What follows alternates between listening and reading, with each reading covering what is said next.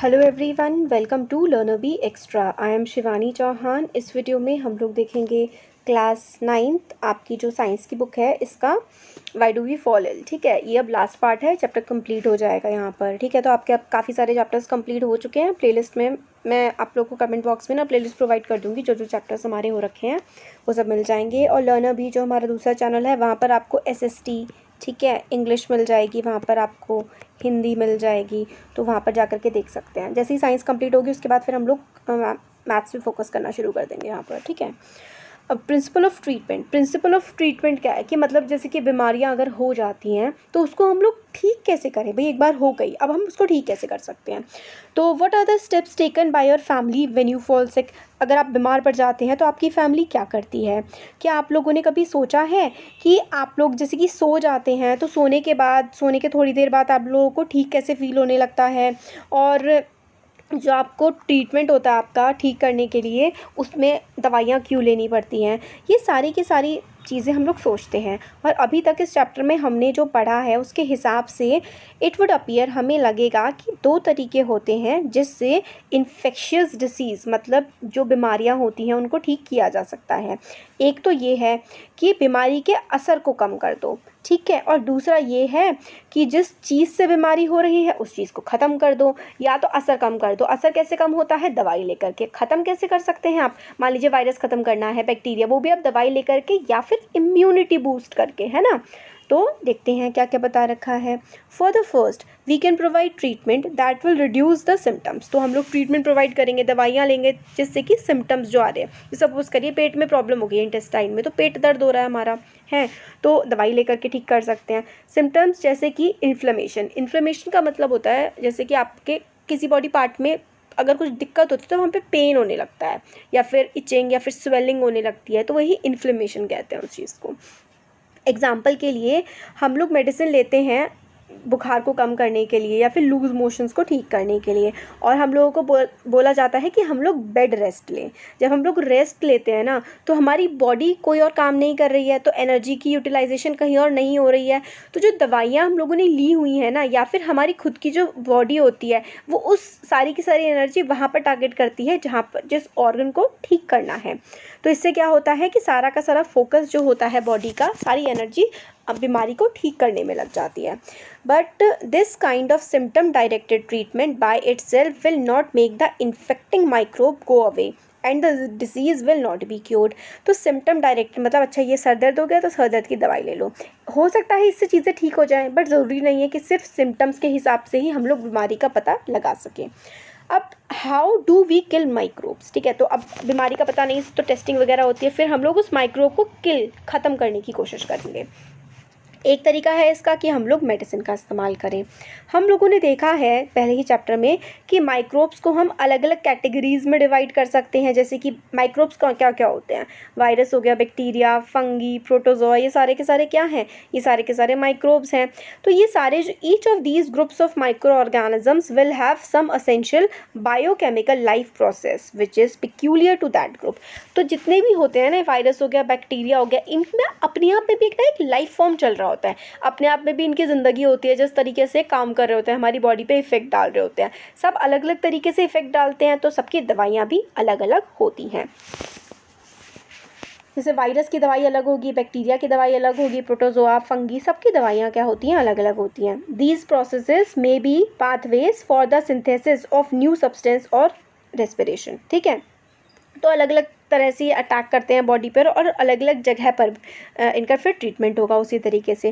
These pathways will not be use, मतलब देखिए क्या है ना, जहाँ पर जा कर के सपोज़ करिए लंग्स पे जा कर के अटैक कर दिया किसने, सपोज़ करिए बैक्टीरिया ने, तो वो हमें थोड़े टाइम में क्या होगा, लंग्स से हम क्या करते हैं, सांस लेते हैं, तो सांस लेने में दिक्कत हो सकती है, इस तरीके से ये बताया गया है यहाँ पर। तो इसमें हाँ यहाँ पर थे हम, these pathways will not be used by us either. For example देख से समझते हैं आप, our cells may make new substance by a mechanism different from that used by bacteria। तो ऐसा होता है, देखिए बैक्टीरिया एक अपना अलग काम कर रहा है, ठीक है, हमारी बॉडी में। तो हम लोगों को इस तरीके की दवाइयाँ बनानी पड़ेंगी जो जिस तरीके से वो बैक्टीरिया काम कर रहा है ना, उस काम को वो रोक दे या ख़त्म कर दे, ठीक है। We have to find a drug that blocks the bacterial synthesis pathway without affecting our own. तो मतलब हमें ऐसी दवाई बनानी पड़ेगी जो बैक्टीरिया के काम को ख़त्म करे मगर हमारी बॉडी पे गलत असर उसका ना डाले। ये कैसे अचीव करते हैं हम लोग? एंटीबायोटिक्स से, ठीक है। तो जैसे कि प्रोटोजोआ को किल करने के लिए malaria such as malarial parasite, तो ड्रग दवाइयाँ होती हैं मलेरियल जब मलेरिया हो जाता है, पैरासाइट की वजह से होता है ना मलेरिया, तो उसको हम लोग ख़त्म करने के लिए दवाइयाँ लेते हैं। तो वो दवाइयाँ सिर्फ उस पैरासाइट पर, उस माइक्रोब पर अटैक करेंगी, हमारी बॉडी पर नहीं करेंगी। दवाइयाँ इस तरीके की होनी चाहिए। अब one reason why making antiviral medicine is harder than making antibacterial medicine is that viruses have few biochemical mechanism of their own। तो देखिए क्या होता है ना, अब आप कोविड-19 के बारे में सुन रहे हैं, कोरोना वायरस, तो वायरस के लिए ना दवाइयाँ बनाना ना बड़ा मुश्किल होता है। बैक्टीरियाज क्या करते हैं, बैक्टीरियाज जो होते हैं ना, उनके लिए दवाई बनाना आसान होता है अगर बैक्टीरिया की कोई बीमारी है शरीर में। तो क्या होता है, बैक्टीरिया का ना अपना एक काम होता है और वो उसी तरीके से काम करता है, अपना हिसाब होता है उसका कि भाई ये हम ऐसे ऐसे ऐसे करके काम करेंगे। बट जो वायरस होता है ना, वायरस अपनी तरीके से कुछ काम ही नहीं करता। वो क्या करता है, वो हमारी बॉडी पे अटैक करता है और अटैक करने के बाद हमारी बॉडी के अकॉर्डिंग काम करना शुरू कर देता है वो। तो उससे क्या होता है ना कि दवाई बनाना मुश्किल हो जाता है। दवाइयाँ कैसे बनेंगी कि भाई सिर्फ वायरस पे अटैक हो, बट वायरस का अपना कोई पर्टिकुलर ढंग काम ही नहीं है, वो तो हमारी बॉडी की हेल्प से चल रहा है। तो फिर उस दवाई फिर वो दवाई तो हमारी बॉडी पे भी गलत असर करेगी। इसलिए दवाई ऐसी बनानी पड़ती है कि सिर्फ और सिर्फ वायरस पे अटैक करे, तो काफ़ी मुश्किल हो जाता है।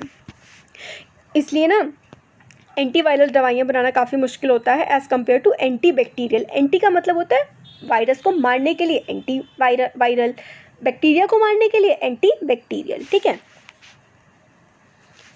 तो जो वायरस होते हैं enter our cells and use our machinery for life process, मतलब हमारी ही हर चीज़ का अपनी ज़िंदगी को चलाने के लिए इस्तेमाल करते हैं। बैक्टीरिया तो कुछ अपनी चीज़ें भी यूज़ करता है, इसलिए हम बस उसी चीज़ को किल कर देते हैं जो वो अपना इस्तेमाल कर रहा होता है। बट वायरस तो मैक्सिमम हमारा ही सब कुछ इस्तेमाल कर रहा है, तो भाई कैसे अटैक उस पर किया जाए। This means that there are relatively few virus specific targets to aim. तो भाई वायरस पे टारगेट करने के एम्स बहुत कम होते हैं, वो हमारी बॉडी ही बनना टारगेट हो जाती है। Despite this limitation there are now effective antiviral drugs. काफ़ी एंटीवायरल ड्रग्स प्रेजेंट है, जैसे कि HIV का ड्रग, ठीक है। तो काफ़ी सारे कोरोना के पेशेंट भी HIV के ड्रग से ठीक हुए हैं। तो अब prevention is better than cure, है ना। अभी हम लोगों ने देखा कि हम लोग ट्रीटमेंट कैसे करते हैं, तो हमने बैक्टीरिया का एग्जांपल देखा, वायरस का देखा कि भाई बैक्टीरिया के लिए अलग तरीके से ट्रीटमेंट होगा, वायरस के लिए अलग तरीके से ट्रीटमेंट होगा। अब बोला गया है प्रिंसिपल ऑफ प्रिवेंशन, भाई बीमारी आने ही ना दो ना, प्रिवेंट करके रखो। तो हम लोगों ने बात की काफ़ी सारी चीज़ों के बारे में कि कैसे हम लोग इन्फेक्शन से बचें in someone who has the disease, ठीक है, जिसमें पहले से ही डिजीज़ है उसको कैसे ठीक किया जाए। इससे पहले हमने इसके बारे में बात की। But there are 3 limitation of this approach to dealing with infectious disease. तो मतलब 3 लिमिटेशन होती हैं कि किस, जैसे मतलब ये है कि मान लीजिए किसी पर्सन को बीमारी हो गई, उस बीमारी को ठीक करने में ना हम लोग को दवाई देनी पड़ेगी, बट उसमें 3 हमारे ड्रॉबैक्स होते हैं, लिमिटेशंस होती हैं। पहला ये होता है कि अगर किसी को डिसीज़ हो गई है, उनकी बॉडी का जो वो फंक्शन है ना, जहाँ पर उस डिजीज़ ने अटैक किया है वो ऑर्गन वीक पड़ जाता है। There body functions are damage and may never recover completely. तो अगर मान लीजिए किसी बैक्टीरिया ने किसी के लंग्स पे अटैक कर दिया, तो वो लंग्स हमेशा के लिए ही या तो वीक हो जाते हैं, कई बार ख़राब भी हो जाते हैं। तो ये पहला ड्रॉबैक है बीमारी होने के बाद उसे ठीक करने का। Second, that treatment will take time. Treatment होने में, इंसान को ठीक होने में भी तो टाइम लगेगा, और जब तक वो ठीक नहीं होगा वो बैक्टीरिया, वायरस, फंगस जो भी है वो इंसान की बॉडी पर अटैक करती ही रहती है। Which means that someone suffering from a disease is likely to be bedridden for some time. कुछ टाइम तक तो बीमार रहेगा अगर उसको ढंग से ट्रीटमेंट ना मिले। तीसरी प्रॉब्लम क्या है, पर्सन जिसको इन्फेक्शियस डिसीज़ है वो दूसरे लोगों में भी उस इन्फेक्शन को फैला सकता है ना। तो पहली चीज़ है कि भाई ऑर्गन ना ख़राब कर दे। दूसरी चीज़ है ट्रीटमेंट में टाइम लगेगा। तीसरी चीज़ है अगर कोई इन्फेक्शन किसी को है तो भाई वो खुद के ठीक होने से पहले दूसरों को ना फैला दे, तो ये दिक्कत होती है ट्रीटमेंट की। इसमें काफ़ी ज़्यादा डिफ़िकल्टीज़ आ जाती हैं, इसलिए हम लोगों को प्रिवेंशन करनी चाहिए रादर देन क्योर। हम लोग बीमारी को ठीक करने से पहले ये सोचें कि भाई हम बीमार हों ही ना, है ना। इसलिए तो कहते हैं इम्यूनिटी बूस्ट करो अपनी। तो बचा कैसे जा सकता है बीमारियों से? 2 तरीके हैं।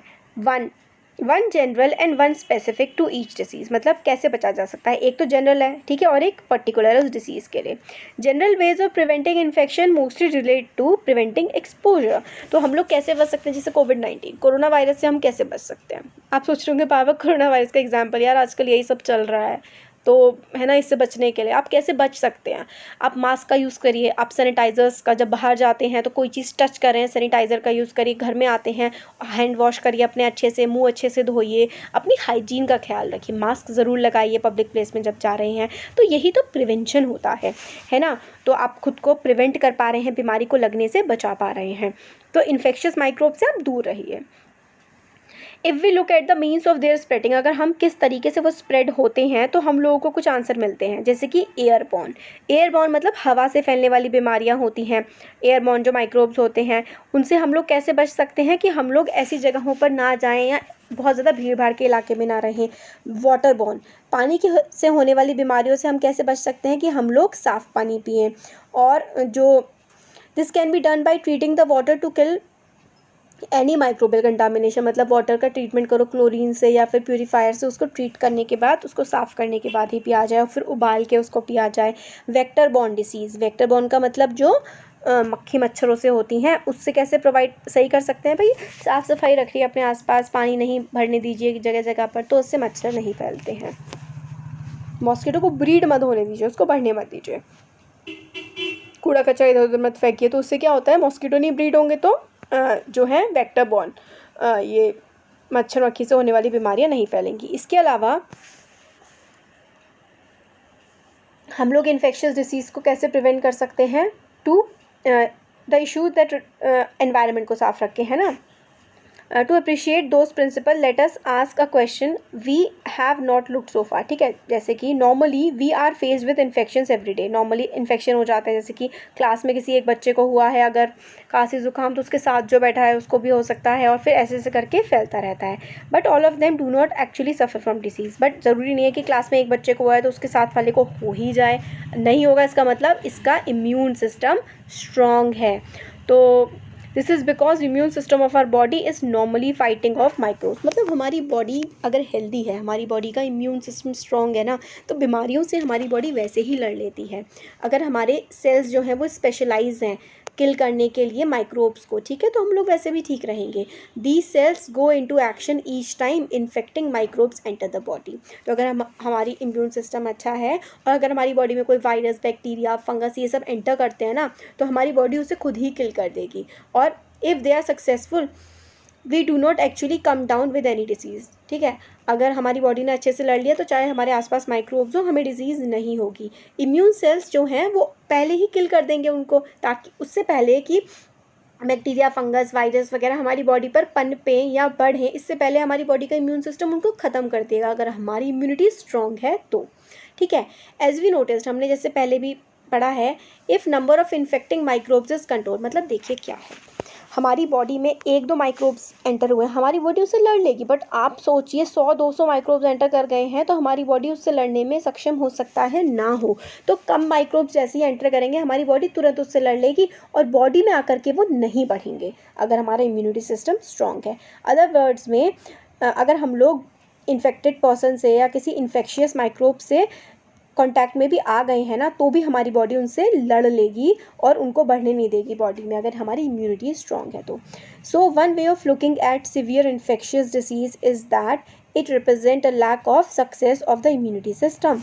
तो अगर हमारे में बीमारियां जल्दी हो जाती हैं तो इसका मतलब ये है कि इम्यूनिटी सिस्टम हमारा, रोग प्रतिरोधक क्षमता, मतलब शरीर में बीमारियों से लड़ने की क्षमता कम है, अगर बीमारियां ज़्यादा लग रही हैं, जल्दी लग जाती हैं तो फंक्शनिंग जो होती है ना इम्यून सिस्टम की, वो काफ़ी अच्छी होनी चाहिए। अगर हमारा इम्यून सिस्टम स्ट्रॉन्ग है तो हम अच्छे से रह सकते हैं। अब इम्यूनिटी स्ट्रॉन्ग कैसे करें, आप हेल्दी फूड खाइए, फ्रूट्स खाइए, सारा खाना अच्छे से खाइए, अपना डेली दूध पीना चाहिए। और आजकल वैसे आप लोग गिलोय, आयुर्वेदिक औषधियाँ जैसे गिलोय, अश्वगंधा, तुलसी, ये भी क्या होते हैं, ये सारी इम्यूनिटी बूस्टर्स होते हैं, इनको आप लोग ले सकते हैं, ठीक है। तो इन्फेक्शियस डिसीज़ अगर हम लोग सफिशिएंट फूड सबके पास होगा तो हमारी इम्यूनिटी वैसे भी स्ट्रॉन्ग हो जाती है। There are general ways of preventing infections, कई सारे वेज हैं इन्फेक्शन से प्रिवेंट करने के लिए। They relate to peculiar property of immune system that usually fights off microbial infections, ठीक है। तो हमारी बॉडी वही है कि अगर स्ट्रॉन्ग है हमारी बॉडी का इम्यूनिटी सिस्टम तो बीमारियों से बॉडी वैसे ही लड़ लेती है। तो आजकल अब क्या है, स्मॉल पॉक्स हमारी दुनिया में नहीं है, बट पहले क्या होता था, आज से 100 साल पहले स्मॉल पॉक्स से, ठीक है, बहुत ज़्यादा लोग मर जाया करते थे। 100 ईयर्स को स्मॉल पॉक्स की एपिडेमिक्स आती थी, जैसे कि कोरोना वायरस फैला हुआ, इससे बहुत लोग मर जाते थे, ठीक है। इससे लोग काफ़ी ज़्यादा डरा करते थे उन लोगों से जो जिनको मतलब हो जाता था ना, उनसे लोग काफ़ी ज़्यादा डरते थे और उनसे दूर रहते थे। However, there was one group of people who did not have this fear. कुछ लोग थे जिनको इसका डर नहीं था. These people would provide nursing care for the victims of smallpox. This was a group of people who had smallpox earlier and survived it.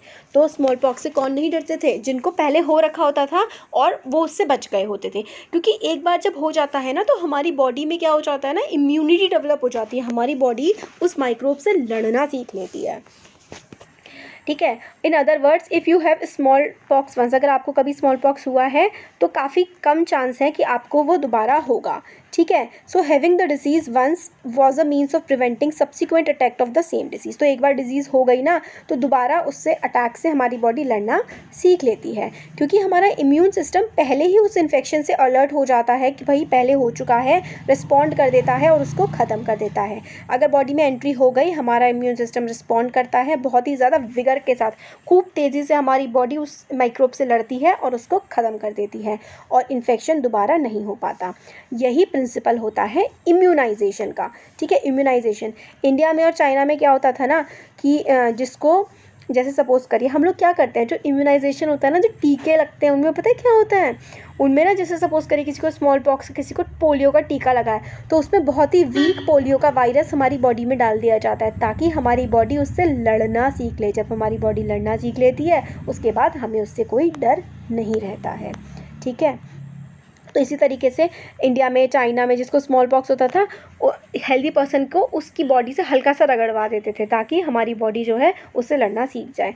फिर बाद में ये जो एडवर्ड जेनर है इंग्लिश फिजिशियन, उसने यही करा और कोरोना की नहीं, सॉरी, इसकी स्मॉल पॉक्स की जो है वैक्सीन बना ली, ठीक है। We can now see that as a general principle we can fool the immune system. हम लोग ना इम्यून सिस्टम को एक तरीके से बेवकूफ़ बना सकते हैं या फिर इम्यून सिस्टम को कह सकते हैं अच्छा ये हमने तुम्हें बता दिया है कि अगर ऐसा कुछ दोबारा आए ना तो इससे लड़ लेना। तो अगर हमारा इम्यून सिस्टम बढ़िया है ना तो अगर वो उस बीमारी से दोबारा वो हमारी बॉडी में नहीं लगने देगा, उससे वो लड़ लेगा, ठीक है। Yes, this does not actually cause the disease but this was prevent any subsequent exposure to the infected microbe from turning into actual disease. मतलब थोड़ा सा अगर वो डिजीज़ का कुछ सिम्टम्स चले गए, हमारी बॉडी उससे लड़ लेगी और दोबारा उससे नहीं होने देगी। काफ़ी सारी वैक्सीन्स अवेलेबल हैं आज ताकि बहुत सारी डिजीज़ से हम लोग पहले ही बच सके। पहले तभी तो बचपन में बहुत सारे टीके लगते हैं ताकि बहुत सारी बीमारियों से बचा जा सके, जैसे कि टिटनस के लगते हैं, डिफ्थेरिया के लगते हैं, वूप में कफ वगैरह के, मीज़ल्स, पोलियो, काफ़ी सारे टीके हमें बचपन में लगाए जाते हैं, वैक्सीनेशन या फिर ऑक्यूलेशन, ठीक है। These form the public health program of childhood immunization for preventing infectious disease, ठीक है। तो infectious फैलने वाली डिजीज़ से बचाने के लिए बचपन में टीकाकरण हो जाता है। ऑफ कोर्स ऐसे जो प्रोग्राम्स होते हैं can be useful only if such healthy measures are available to all children. मतलब हेल्दी मेजर्स हर किसी के पास अवेलेबल होंगे तो ही सब लोग इस बीमारी से बच सकते हैं। मतलब हर बच्चे का टीकाकरण जब होगा तभी सब उससे बच सकते हैं। सम हेपेटाइटिस वायरस जो कि जॉन्डिस क्रिएट करते हैं वो पानी से फैलता है, तो there is a vaccine for one of them. Hepatitis A की वैक्सीन है मार्केट में, बट ज़्यादातर चिल्ड्रन जो होते हैं वो ऑलरेडी इम्यून हो जाते हैं हेपेटाइटिस ए से by the time they are 5 year old. मतलब हेपेटाइटिस ए से वो इम्यून हो जाते हैं, बच्चों को कुछ नहीं होता। This is because they are expose to the virus through water. Under these circumstances would you take the vaccine. तो मतलब पानी के थ्रू हेपेटाइटिस ए का वायरस पहले से ही हल्का फुल्का बॉडी में पहुंच जाता है, तो इम्यून हम मेनली हमारे देश में सब पहले ही हो जाते हैं। तो यही होती है इम्यूनिटी कि मतलब उस वायरस का थोड़ा सा कण बॉडी में पहुंचा दो, फिर हमारी बॉडी उससे लड़ना सीख जाएगी और बस फिर वो बीमारी नहीं होगी। तो ये हमारा चैप्टर यहाँ पर कंप्लीट हो गया है। कैसा लगा वीडियो ज़रूर बताइएगा। अच्छा लगा तो लाइक करिए, चैनल को सब्सक्राइब करिए, अपने फ्रेंड्स के साथ भी ज़रूर शेयर करिए। Thank you.